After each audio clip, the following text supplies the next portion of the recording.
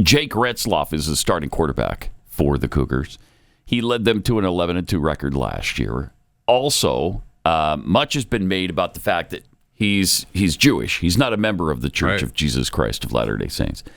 And he's one of 3 Jewish students at the school. I briefly mentioned that the other day, but I think people believed that I was kidding about that. Oh. But I'm serious about that. There are literally 3 Jewish students at this school of 35,000 people. So it's kind of rare, and it's not a big Jewish destination school. That might surprise you. Wow. Have you talked about that before? I have not. I don't know. I have not. I don't think so. I think that's a first. I think that's going to shock some people to their core. Wait, what? Jews aren't flocking to Provo, Utah? Huh. Weird.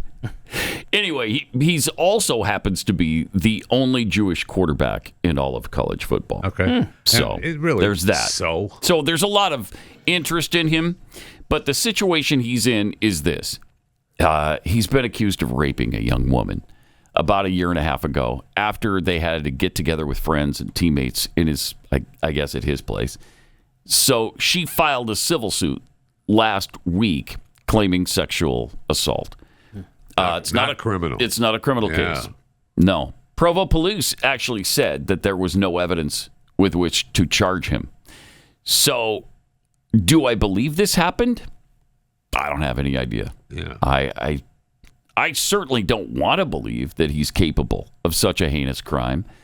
And there are some weird elements to this thing. First, I read one story that mentioned that they've known each other since they were children. Oh, wow. Which is weird because I've only seen that in one story on this. That seems odd to me.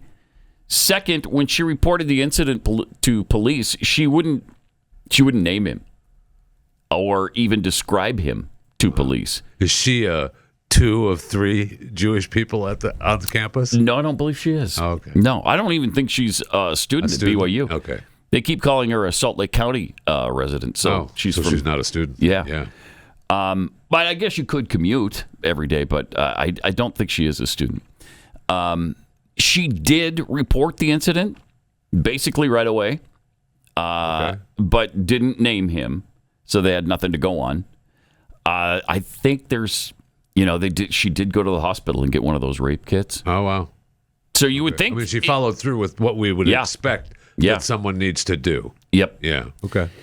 The third element of this that's really difficult is that they say the civil trial won't even happen until 2026 at the earliest. What? Yeah, 26, 27, they say.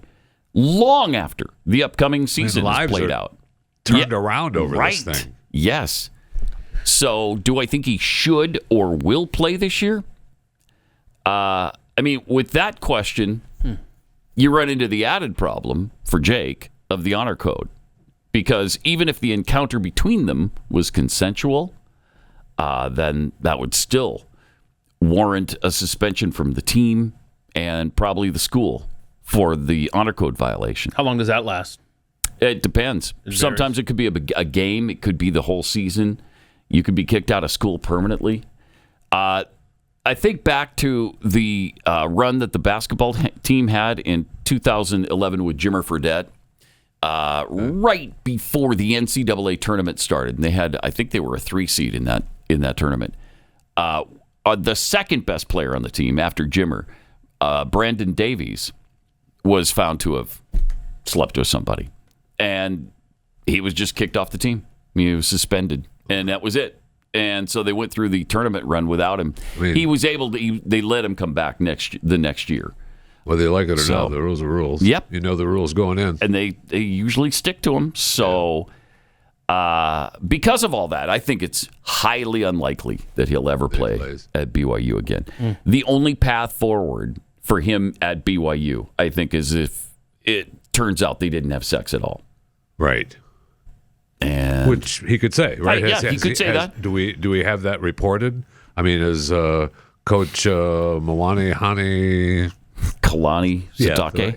Has he commented They've on made this no at all? statements on it at all. Yeah. No. The administration sent out one that they were aware of it and that they can't talk about it. And that's the last thing they're going to say about it. So, If he gets kicked off the team, then we'll know that he at least had sex. Yes. Yeah, or at least he admitted to that. Yes. Right. Yes. So there you go. Those are my thoughts on it. I'm not purposely ducking the topic. It's just hard to talk about. There's nothing to duck. I mean, it is. I hate this. It is what it is. You're right. And as this says right here on my guitar, it isn't what it isn't. Yeah, that's right. Okay. So it is what it is. Okay. And it isn't what it isn't. thank you. So there's nothing I can do about it. Noted. And you know what? It's so much bigger and more important than football that, what do you say about it? What do you say? Because I don't know what she went through. I wasn't there. And it's just really disappointing. It's too bad. That's why the honor code is in place to protect you from things like this. If you abide by it, this isn't going to happen. But Well, that's not necessarily true. It's pretty true. You're just assuming that there was some sort of interaction between the two. some sort of physical interaction between the two. Right.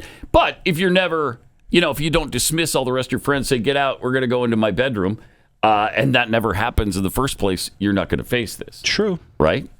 So, Yeah, well, it's hard, though. I mean, it's hard for a bunch of 20-year-olds. It really is. It's hard for anybody, and it's just a really unfortunate situation.